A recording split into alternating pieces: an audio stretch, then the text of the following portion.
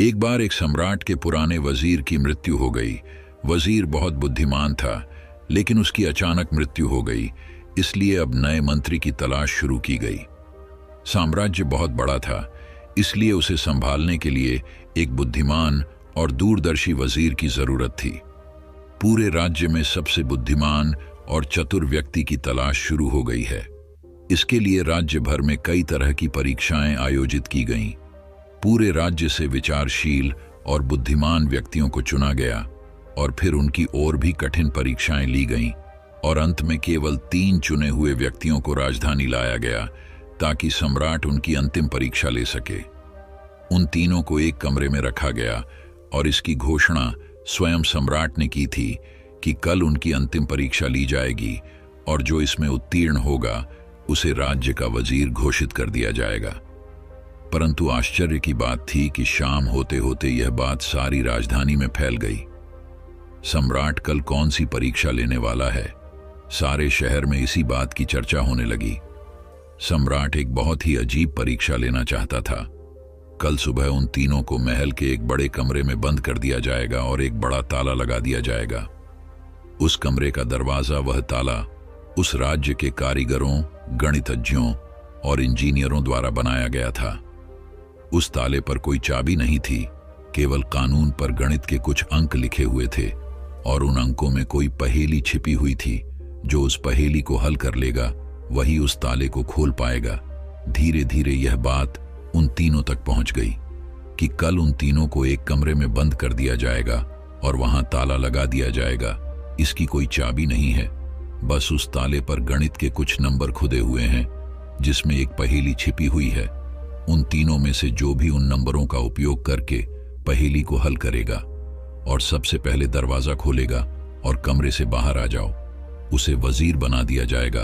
यह सुनते ही 3 में से 2 बाजार की ओर भागे और ताले के बारे में जितनी भी गणित की किताबें मिल सकती थीं वे सब ले आए और उनका अध्ययन करने लगे। लेकिन तीसरी सबसे अजीब थी। वह न तो कहीं गया और न ही कोई किताब लाया और अंधेरा होते ही सो गया।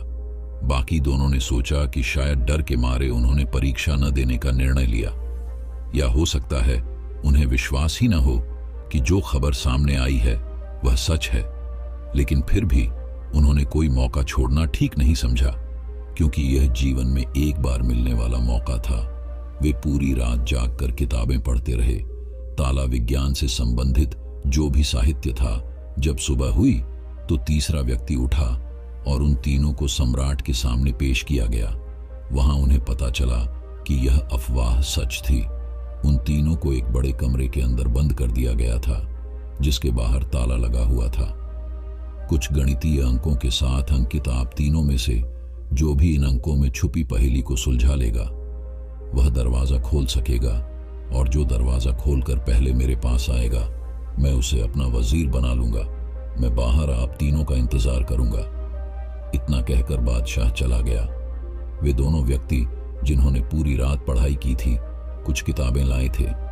दरवाजा बंद होते ही उसने अपने कपड़ों में छुपी हुई उन किताबों को बाहर निकाला और ताले पर लिखे नंबरों को एक कागज के टुकड़े पर लिखकर उनका हल ढूंढने लगा।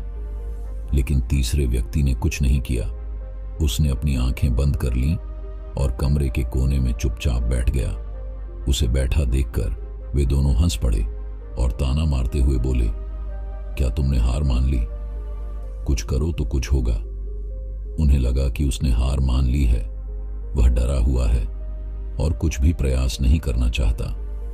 लेकिन उसके मन में शांति थी, स्थिरता उसकी आंखों में झलक रही थी।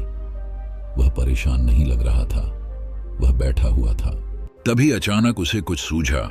वह उठकर दरवाजे के पास आया और धीरे से उसे धक्का दिया, और क्या, दरवाजा खुला। वह कमरे से बाहर चला गया। लेकिन दोनों आदमी अपनी किताबों में खोए हुए थे। उन्हें पता ही नहीं चला कि तीसरा कमरे से बाहर चला गया है। उन्हें तब पता चला जब सम्राट तीसरे व्यक्ति के साथ अंदर आए और कहा, अपनी ये किताबें बंद करो। जिसे बाहर जाना था वह तो बाहर जा चुका है। यह देखकर वे दोनों दंग रह गए और पूछा, तुम बाहर कैसे निकले? बादशाह ने कहा कि ताला तो बंद नहीं था, क्योंकि बंद ताले तो खोले जा सकते हैं, लेकिन कैसे, क्या तुम वह ताला खोलोगे जो बंद नहीं किया गया है?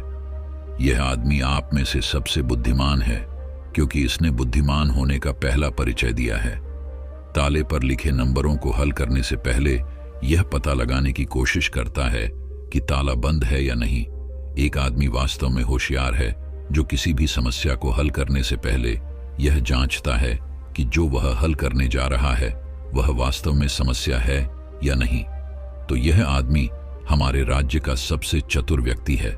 हम इसे अपना वजीर नियुक्त करते हैं। तो दोस्तों, इस कहानी से यही सीखने वाली बात है कि जब भी हमें लगे कि हमारे सामने कोई बड़ी समस्या है तो घबराकर उस समस्या का समाधान ढूंढने की बजाय हमें शांति से सोचना चाहिए कि जो मैं समझ रहा हूं वह वास्तव में समस्या है या नहीं, या वास्तविक समस्या कुछ और है जो मैं अभी नहीं देख पा रहा हूं।